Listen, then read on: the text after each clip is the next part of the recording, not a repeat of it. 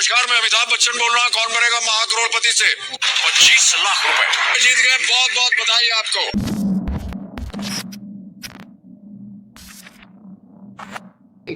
सो सोहम, आज हम लोग बात करने वाले हैं स्कैम्स के ऊपर।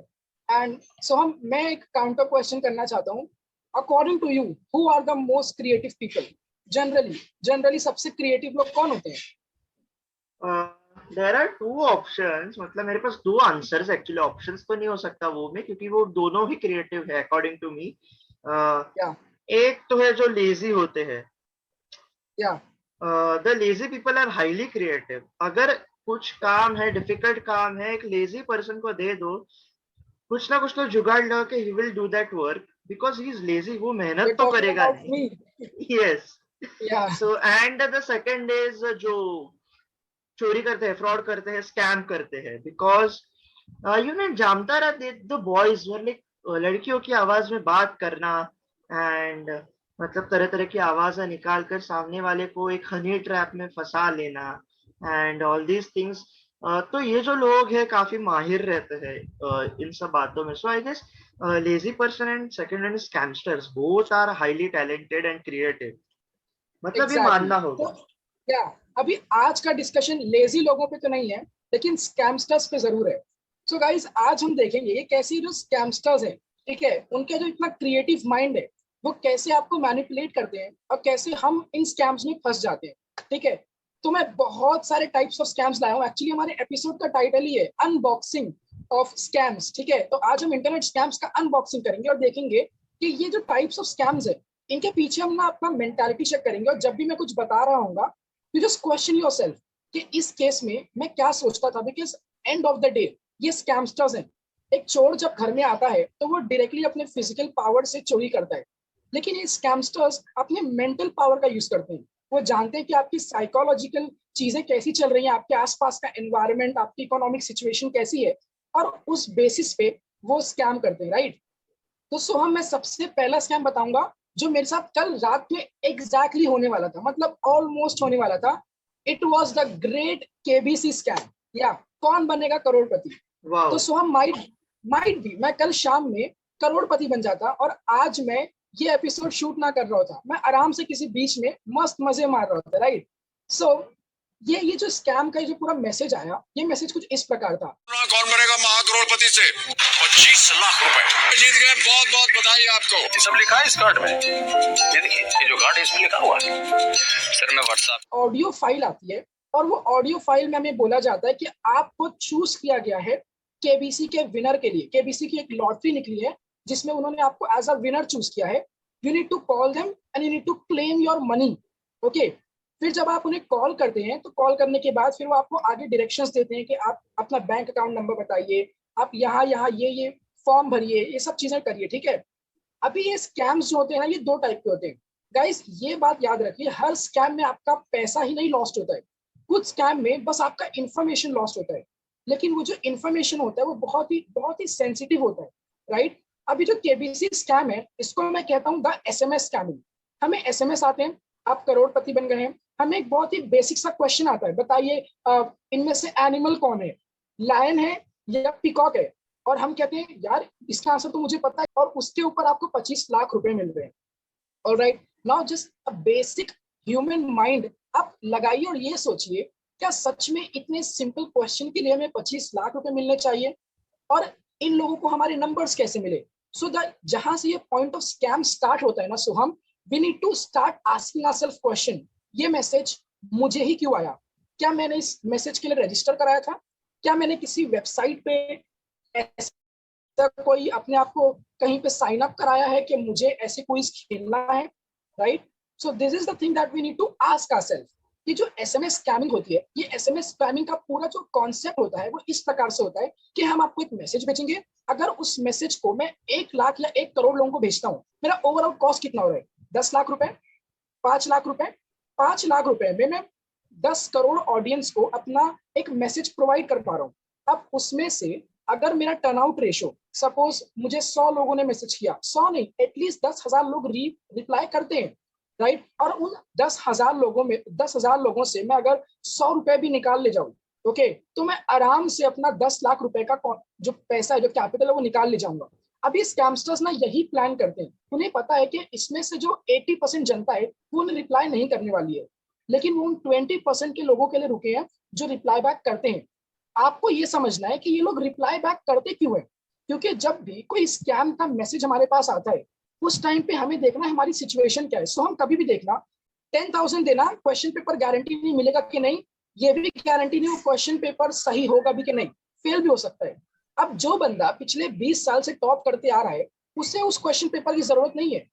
But now think from a perspective of a failure, एक ऐसा बंदा जिसे गारंटी पता है कि वो फेल होने ही वाला है अगले एग्जाम में, उस बंदे को अगर हम 10,000 का ऑफर देते हैं, फिर भले से एक एम्बिग्विटी रख दें कि वो क्वेश्चन पेपर सही भी हो सकता है या गलत हो सकता है, वो कहीं ना कहीं ऑफर को एक्सेप्ट करेगा, क्योंकि वो इधर पैसे का देकर पेपर खरीदे या फेल हो जाए, राइट।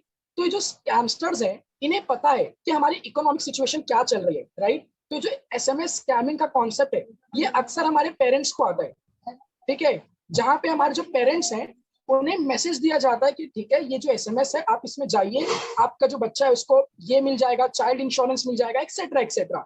हमारे पेरेंट्स हमारे लिए बहुत ज्यादा कॉन्शियस होते हैं और फिर वो एक ऐसा डिसीजन ले लेते हैं, राइट। सो हम this was about SMS call. इसी से रिलेटेड जो स्कैमिंग है ना, it is about job offer.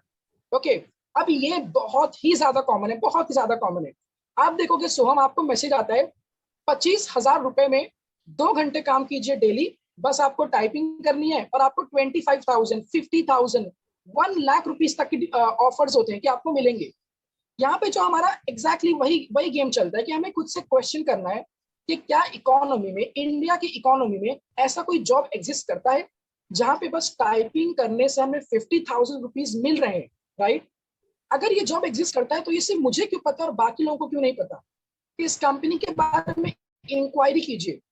अक्सर होता ये है कि ये कंपनी जो जॉब ऑफर का स्कैम्स लाती हैं वो आपको एक प्री रजिस्ट्रेशन फीस देने बोलती है, राइट। तो सोहम ये ऐसे होगा, सपोज तुम्हें जॉब चाहिए, तुम्हें एक जॉब चाहिए, राइट। उस जॉब का जो पेमेंट है वो 25 से 50,000 रुपीज है या कोई भी सैलरी अमाउंट है, ओके। अब सपोज वो तुम्हें ये नहीं कहेंगे कि अपना रेज्यूमे भेजो, ओके। एक लॉजिकल अगर आर्ग्यूमेंट हम करें तो जो जॉब है वो जॉब का सिलेक्शन किस बेसिस पे होना चाहिए, रेज्यूमे, आपका पर्सनल स्किल्स और मेजोरिटी में इंटरव्यू। एक इंटरव्यू तो बनता है, बिना इंटरव्यू के लाइक हम कैसे आपको दे दें, राइट। फिर आपके पूरे आधार कार्ड वगैरह, क्या आपका एज 18+ है, आप क्या करें, वो सभी चीजें।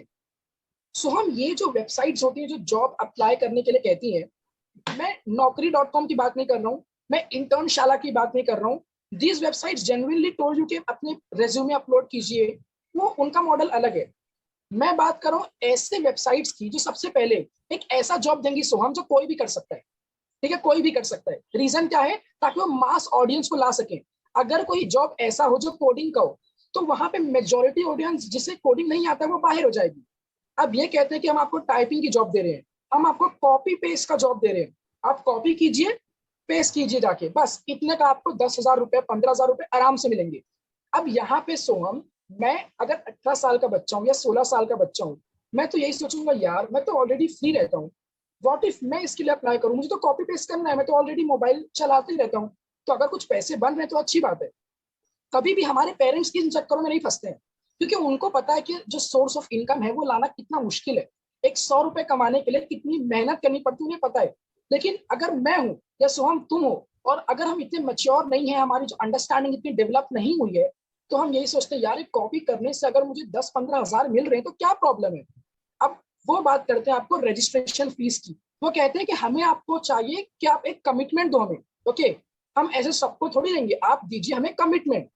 कमिटमेंट में हम चाहते हैं कि आप हमें 100 रुपए, 500 रुपए, 1500 रुपए, 2,000 रुपए ये पे कीजिए। एक बार सोहम तुमने 2,000, 1500, 500 रुपए ये पे कर दिया तो हम आपको जॉब प्रोवाइड करेंगे। हम आपको एक लेटर भेजेंगे आपके घर पे जिसके अंदर आपका ऐप रहेगा, आपका जो भी कोड है, एम्प्लॉय की आईडी सब रहेगी, ठीक है। और एक बार आपने काम स्टार्ट कर दिया हम आपको 2,000 रुपए रिटर्न कर देंगे। इस पूरे चक्कर में सोम एक चीज बहुत ज्यादा एम्बिग्विटी है कि मैंने 2,000 रुपए पे तो करे, व्हाट आर द चांसेस कि जो जॉब लेटर आएगा उस लेटर में जो कोड दिया हुआ है वो वर्क करेगा या नहीं। सबसे पहली बात, जॉब आप कर रहे हैं तो उनको पे करना उनका हक है। Selection should be on the basis of merit. It should be on the basis of your skill, not on the basis of the amount that you pay. Okay ये कहाँ का लॉजिक हुआ कि मुझे रिलायंस में अगर जॉब चाहिए तो मैं उन्हें 10,000 पे करूंगा तब वो मुझे जॉब के लिए रखेंगे? रिलायंस का बिजनेस जॉब देना नहीं है, रिलायंस का बिजनेस है अच्छे एम्प्लॉइज को हायर करके अपनी कंपनी का ग्रोथ कराना। तो अगर कोई कंपनी का ऑब्जेक्टिव ग्रोथ है तो कभी भी आपसे पेमेंट क्यों लेगी एक एम्प्लॉय के सिलेक्शन के लिए, और वो कभी भी आपको क्यों सिलेक्ट करेगी बिना आपके रेज्यूमे को देखे या बिना आपके एक इंटरव्यू लिए, right?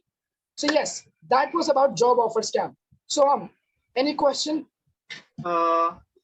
Not a question, but I would like to mention कि basically when we are in our youth young days, so what एक बहुत common term है उबलता हुआ खून, and all these things, warm blooded, so बहुत ज्यादा जोश होता है, and then we apply to such job offers.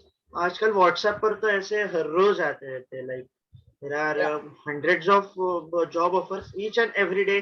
एक तो स्टेटस पर होता है किसी के, नहीं तो मैसेज में तो हर रोज आता ही आता है, but it's upon us, like I would say government का जो वेबसाइट्स है, लाइक स्मार्ट सिटी डेवलपमेंट है, मिनिस्ट्री ऑफ अर्बन अफेयर्स है, तो वहां पर they provide internship, skill development है, तो फिर ऐसे कुछ ट्रस्टेड वेबसाइट्स है गवर्नमेंट के, so who provide proper internship, and वहां पर अगर तुम्हारे पास गवर्नमेंट का सर्टिफिकेट होगा इंटर्नशिप का, so I guess it would be more beneficial to you, and you get to work more, you get to understand how the country works.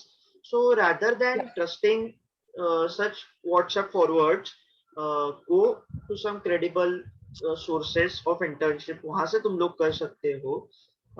मतलब we cannot just trust each and every person on our internet nowadays, like trust me bro, so this don't work here, so you need to work out something, थोड़ा सा information निकालो। There are good internship options, there are good job options available. So yes Uzair, I guess credible resources से अगर कुछ करना है तो फिर करो, जब तक तुम्हारे किसी रिलेटिव या फिर दोस्त ने जब तक तुम्हें भेजा नहीं जिस पर you trust 100%, तब तक ऐसा कुछ डिसीजन मत लो, क्योंकि फिर it may risk your money. या लाइक सो हम ये जो पूरा डिस्कशन हम आज कर रहे हैं ना, इसके पीछे का बेसिक प्रिंसिपल ही यही है कि scamsters play with your mind. Okay, before you take a decision आपको समझना है कि why I am taking that decision, और ये मुझे क्यों ऐसा ऑफर कर रहा है। लाइक हमें ये जानना पड़ेगा that world is not so good. Okay, not everyone here is to help you, और अगर कोई आपको हेल्प करेगा भी so it will help you because तुमने हेल्प मांगी है। ओके, सो बिना किसी प्रूफ के, बिना हेल्प मांगे अगर कोई तुम्हें हेल्प करना चाहे, of course they may be a good source, वो भले सब वो आपका भला करना चाहते होंगे, but you need to just have an inquiry. Okay, आपका एक questioning mind होना बहुत जरूरी है कि आप एक basic rational reasoning पे question कर सके, एक reasonable construction कर सके इन चीजों के बारे में कि why are people helping me, और इस मैसेज का, इस कॉल का पूरा सोर्स क्या है।